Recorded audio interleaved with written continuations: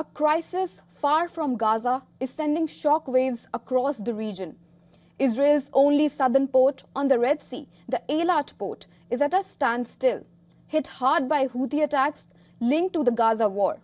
At the same time, Yemen is seeing a major political shift, with power struggles in the south and warnings of a new phase of conflict, which could even convert into a full-fledged war.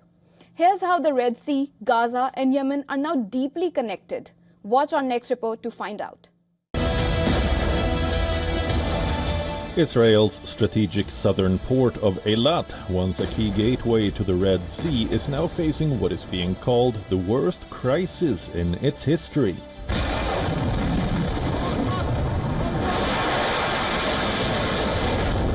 After more than 2 years of disruption linked to attacks by Yemen's Houthi movement, shipping traffic has all but disappeared.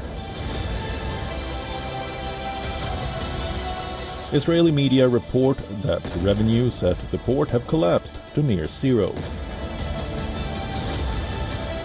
Dock workers report to empty berths. No ships, no cargo, no business. A port that once moved hundreds of thousands of vessels and generated millions of dollars a year is now described as almost completely paralyzed.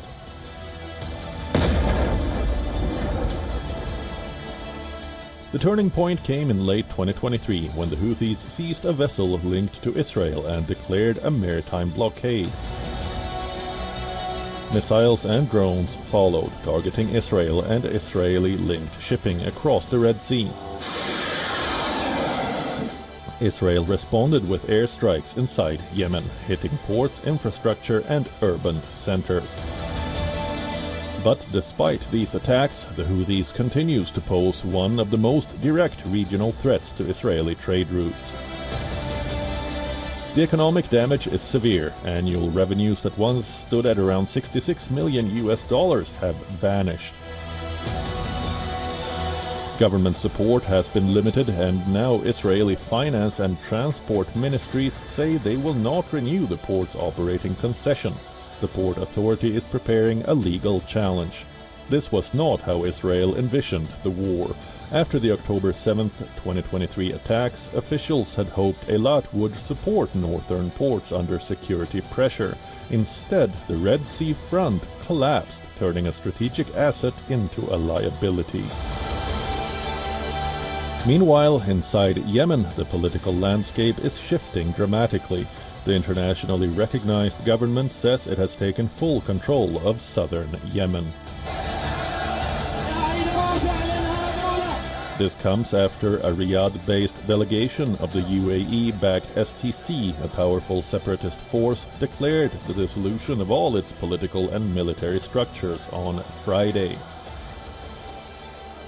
The STC has strongly denied its disbanding, as its leader Aydarius al-Zubayr has fled the country, who is now calling for protests in Yemen.